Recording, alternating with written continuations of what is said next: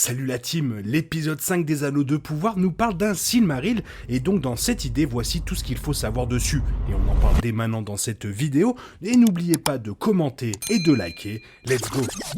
Petit message avant de commencer réellement cette vidéo, on est plus de 6000, et oui c'est incroyable, merci énormément à tous ceux qui se sont abonnés, et bonne vidéo. Que sont les Silmarils et pourquoi les Anneaux de Pouvoir en parlent? Les Silmarils sont rarement mentionnés lors de la quête de Frodon dans Le Seigneur des Anneaux, mais dans le contexte plus large de Tolkien, leur importance n'a d'égal que l'anneau unique de Sauron. La série a déjà dévoilé quelques références sur les Silmarils. Le premier est venu quand Elrond et Celebrimbor ou Celebrimbor ont discuté du marteau de Fëanor, et un autre est venu lors d'une discussion sur les exploits du père d'Elrond, Elrendil. Même ainsi, la série n'a pas incorporé les Silmarils autant qu'il aurait pu, la leçon d'histoire de l'épisode 1 ignorant complètement comment ces bijoux étaient responsables du départ des elfes de Valinor pour la Terre du Milieu. Et tout change dans l'épisode 5 lorsque Gil-galad raconte à Elrond qu'une légende elfique n'est pas aussi fictive que la plupart des elfes le supposent. La légende raconte qu'un elfe et un balrog se disputent un Silmaril caché dans un arbre au sommet des monts brumeux. La foudre frappe l'arbre et la lumière du Silmaril est transférée dans la roche de la montagne, créant du mithril. Voici tout ce que vous devez savoir sur les Silmarils et comment ils sont désormais pris en compte dans le récit de la série. Fëanor était le plus grand forgeron que les elfes aient jamais connu et vivait avec ses proches à Valinor dans le premier âge. En se lançant dans le projet de sa vie, Fëanor a cherché à construire 3 joyaux contenant l'essence des 2 arbres de Valinor. Il a réussi, et ces trésors ont été baptisés les Silmarils, bénis par les Valar et convoités par à peu près tous ceux qui en ont aperçu un. Bien que les Silmarils aient commencé comme un exemple brillant de l'artisanat elfique, ils ont, comme la plupart des belles choses de la mythologie de Tolkien, inspiré la jalousie et la cupidité. Fëanor est devenu de plus en plus possessif avec ses Silmarils et paranoïaque à l'idée que d'autres tenteraient de les saisir. Ses préoccupations ont été alimentées et attisées par le renégat Morgoth qui cherchait à semer la division parmi les elfes. Au début du premier âge, Morgoth a mis en place son plan machiavélique. Conspirant avec une araignée primordiale, Morgoth draina toute la lumière des 2 arbres de Valinor, vola les Silmarils de Fëanor et s'enfuya vers la Terre du Milieu. Fëanor était, comme vous l'imaginez, pas du tout content. Lui et ses 7 fils ont juré de récupérer les Silmarils à tout prix et ont mené un exode de Valinor vers la Terre du Milieu au nom de la guerre contre Morgoth. La première leçon d'histoire des Anneaux de Pouvoir contredisait déjà cela, Galadriel affirmant que les elfes souhaitaient simplement vaincre Morgoth à cause de ce qu'il avait fait aux arbres.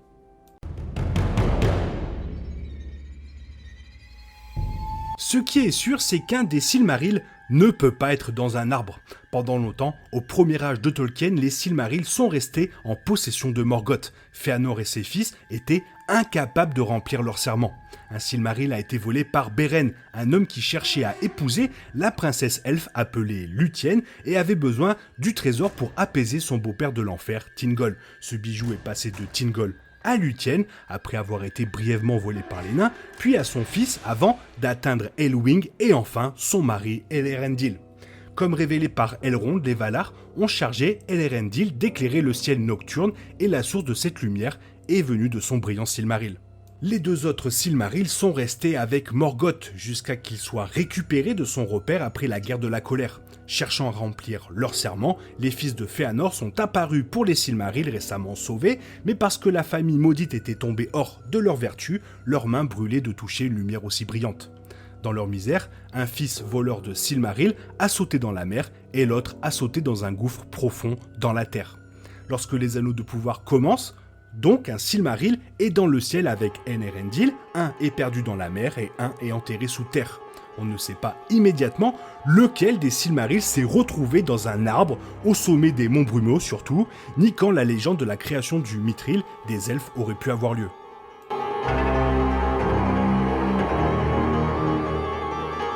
Les Les Silmarils étaient recherchés pour leur beauté et non pas pour leur puissance. Posséder un Silmaril n'apportait pas de force ou de capacité spéciale comme le feraient les anneaux magiques forgés par Sauron et les elfes.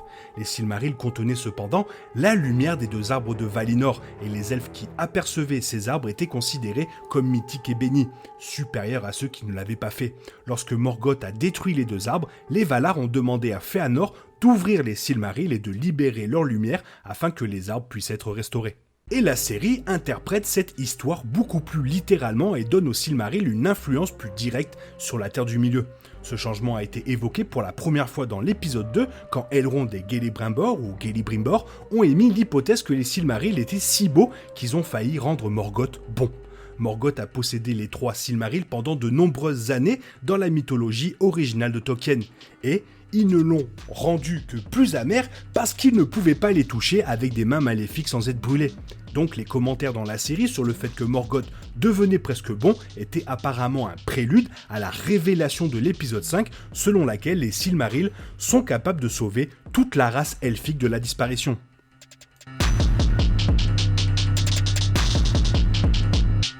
L'idée que les elfes disparaissent dans la Terre du Milieu, à moins qu'ils ne retournent à Valinor, est tirée du Seigneur des Anneaux. Mais il n'a jamais été suggéré que les Silmarils ou autre chose pouvaient les aider. C'est parce que la raison de Tolkien pour la diminution des elfes n'est pas un manque de lumière de Valinor, mais un coup plus existentiel de l'immortalité et la domination à venir des hommes en Terre du Milieu. Les Anneaux de pouvoir semblent avoir remodelé la mythologie de Tolkien pour rendre tous les elfes dépendants d'une lumière littérale de Valinor qui brille à l'intérieur d'eux. Cette lueur s'estompe apparemment avec le temps et les elfes doivent soit retourner à Valinor avant de disparaître complètement, soit trouver une source secondaire contenant la même lumière. Une source secondaire serait donc les Silmarils qui détiennent l'essence des arbres, et dans le cas de la série, le Mithril qui abrite l'essence d'un Silmaril. Cette version des événements rend les Silmarils de Fëanor beaucoup plus importants pour le second âge que le matériel source de Tolkien, et ajoute peut-être une motivation supplémentaire pour que Fëanor les fabrique en premier lieu, car il aurait pu savoir pour la survie de sa race, et donc ce ne serait pas seulement 3 jolis bijoux à admirer.